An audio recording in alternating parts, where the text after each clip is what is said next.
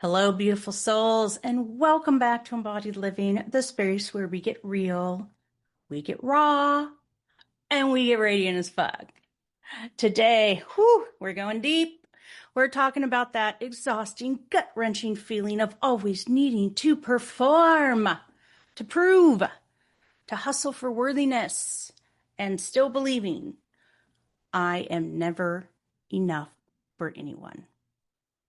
So if you're nodding your head, or if you're feeling that pain in your chest, you're not alone. If you get headaches on a regular basis like I do, you're not alone. I want you to really hear this. You are not alone. Too many of us women feel the need to prove ourselves. And in that, we cause massive burnout for ourselves, exhaustion, and then we feel guilty because we're exhausted. So, who's with me on that one? So let's just talk about what happens when we live in this place of constant proving. We become performers, we become chameleons, we shape shift into whatever we think people want us to be. The good girl, the high achiever, the no problem, I've got it woman. And while a voice inside whispers, if I don't keep this up, if I don't keep everyone happy, they'll leave, I'll be rejected, or I'll finally be exposed as not enough. They'll finally see who I really am. This is the burnout cycle from performing and proving. It's soul depleting, and it's one of the biggest reasons so many of us feel disconnected from who we really are. So here's the thing. We don't even talk about this like we need to. Fear is not always a villain. Fear can be our protector. Fear is our nervous system doing its job. If you grew up in environments where love felt conditional or where speaking your truth led to conflict or rejection, your body learned early on. Shrink, stay silent, comply, keep people happy. That's how we stay safe. But why do some of us seem to live in this proving and performing loop more than others? Because many of us, childhood was the training ground for it. So let me share my own story here a bit. I always felt like I had to prove my worth. Always. I grew up in a family of very smart people. In fact, my uncle was considered a genius, and my mom was a lawyer, and my other uncle went to UC Berkeley and did very, very well, and also is a musician. And I just never felt as bright as them. And on top of that, I had a learning issue that wasn't even exposed until my senior year of college. So growing up, I'd get told I heard things wrong all the time. Even when I knew I'd heard it right, people would insist I misunderstood, sometimes just to avoid admitting that they'd actually said. I started to question my reality. I didn't do well in school until high school. College was another story. I couldn't seem to get it together or pull the grades. I was exhausted all the time. My depression felt heavier than ever. I barely graduated. I went from being one of the top kids in my high school to barely graduating college. But after college, it was over. I started to do better. And then I got married. And my daughter came a little sooner than expected. And while I personally loved pregnancy, I really did. I didn't have the icky symptoms. My childbirths were smooth. Things changed once I became a parent. Suddenly, there were judgments coming at me from so many directions.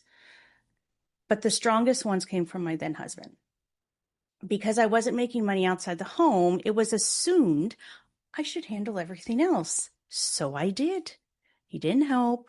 Or if he did, there was so much complaining that I just stopped asking. I was tired all the time. And it wasn't from lack of sleep, which I also did have because, I had children. I managed everything, the kids' schedules, volunteering at their schools, their sports. I even became his right-hand person when he started his business. And it still was never enough. Every time he was stressed about money, he projected his thoughts about himself onto me.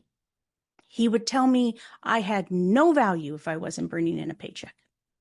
So I kept trying to prove my worth. I'd start home businesses. I'd enroll in classes. I'd chase new skills, but nothing ever seemed to work out. I was exhausted. I was burnt out from proving my worth and never feeling like enough. It killed my confidence. It killed my soul. It wasn't until I got divorced 20 years later and discovered my ex was a covert narcissist. That's when I finally began to heal. Because knowledge is power. And with knowledge I'd never had before, I finally understood my worth was never measured by his insecurities or his inability to see my value. I was always enough. And the moment I realized that, when I truly embodied that, my confidence came roaring back to me. That was when I met my amazing man who loves me for me, the weird, the playful, the beautiful soul that I am. That's when I started attracting friends who are my ride or die girls. I began to see me again and to hold my boundaries, choose what I love, and stop believing I had to make everyone else happy in order to be happy myself.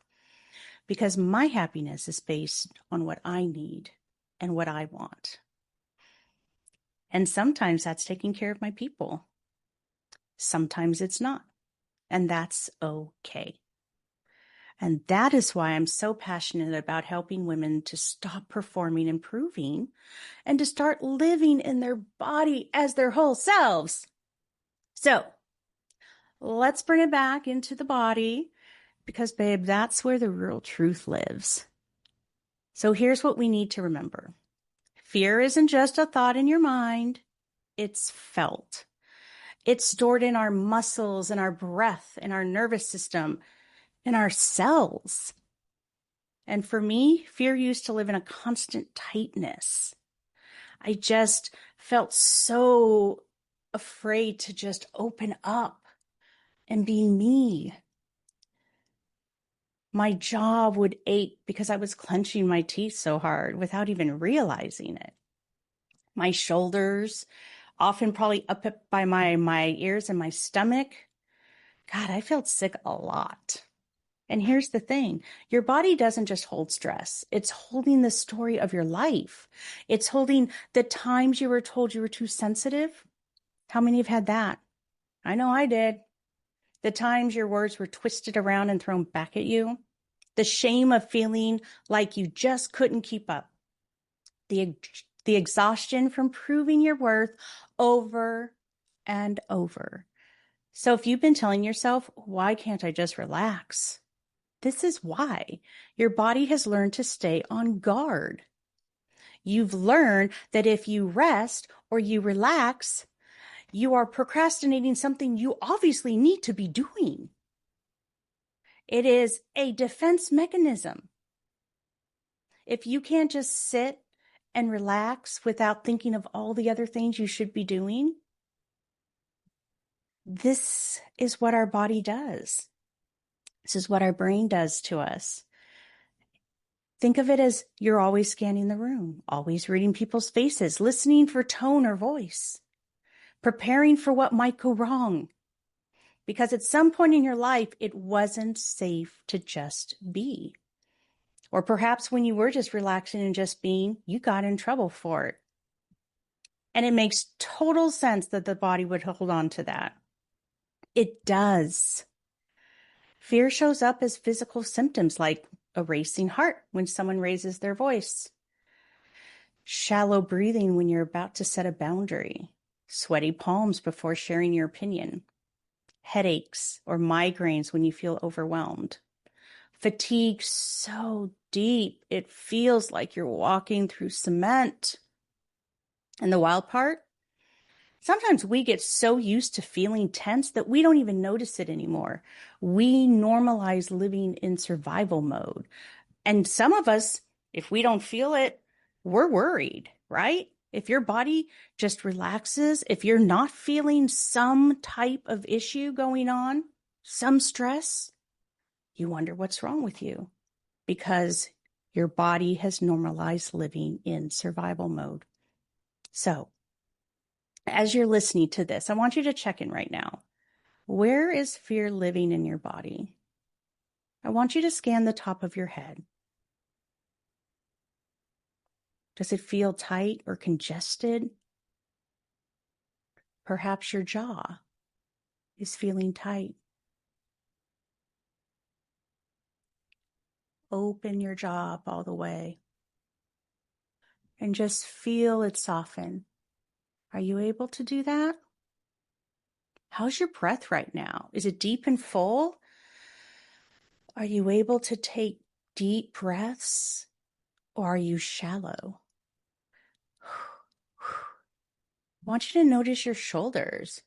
Can you drop them down? As you can see, mine weren't very high. But are they sitting up here or are they here? Are they back?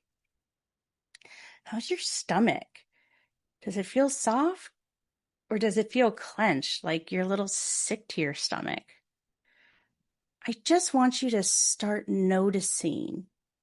And that's really the first step towards shifting it, is simply our awareness of where we are holding that fear, that survival mode in our bodies, especially when we cross one of our boundaries, especially when we say yes to something we don't want to. But I want you to remember, your body isn't betraying you. She's not your enemy. She's just waving a red flag saying, hey, babe, this isn't safe. This isn't truth. This isn't you. She's asking you to pause, to listen, to come back home. I want you to hear that again. She's letting you know that you're responding from survival mode. And she's saying to you, this isn't safe. This isn't truth. This isn't you. Because she knows.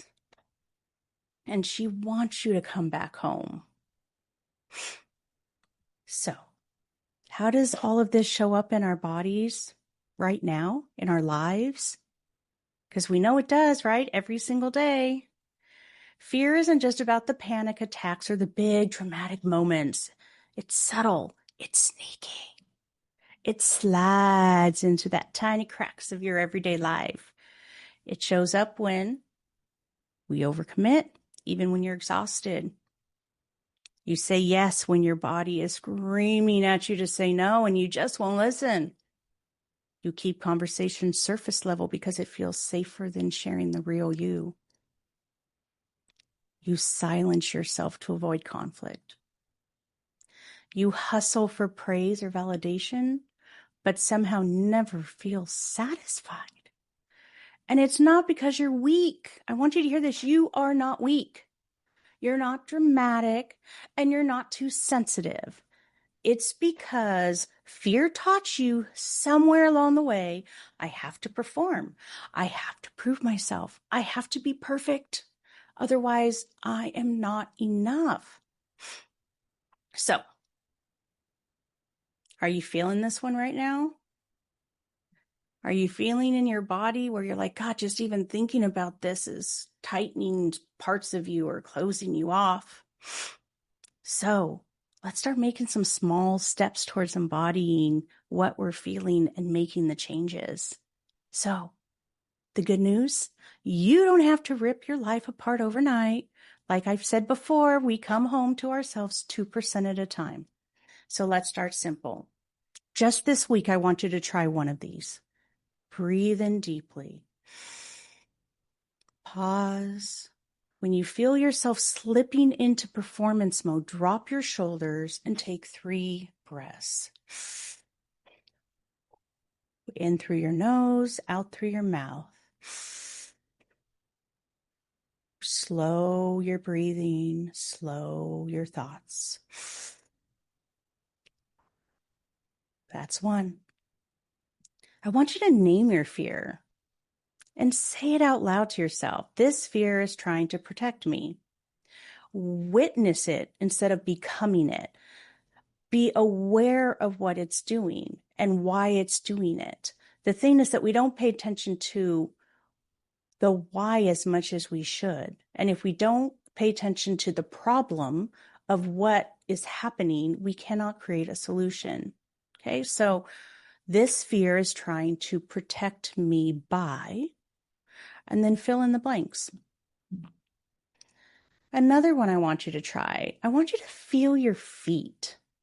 And I know this probably sounds kind of strange, but when you feel disconnected or unworthy, place your feet firmly on the ground. Remind yourself that you are safe here.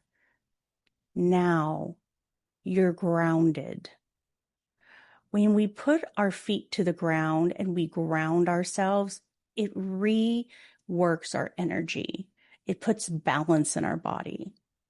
So when you're starting to feel this, just place your feet on the ground and remind yourself that you're safe. And then I want you to start speaking some small truths. So say one thing this week you've been holding back, even if your voice shakes. It can be something like, I know that I love to cook for my people, but sometimes we just need to order food. I know it can be as stupid, simple as what I just said, because it came off the top of my head, or it can be really deep for you. It can be something that just pops up for you. You know, it doesn't have to be anything crazy. It can just be, when I don't speak my truth, my stomach hurts. Just speak it. Become aware of it. Because when we speak it, we acknowledge it. And choose rest. Please, my ladies, choose rest. Instead of doing one more thing, choose rest.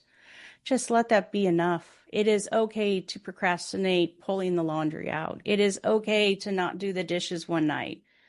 If you're feeling exhausted, if you're tired, take care of yourselves, please.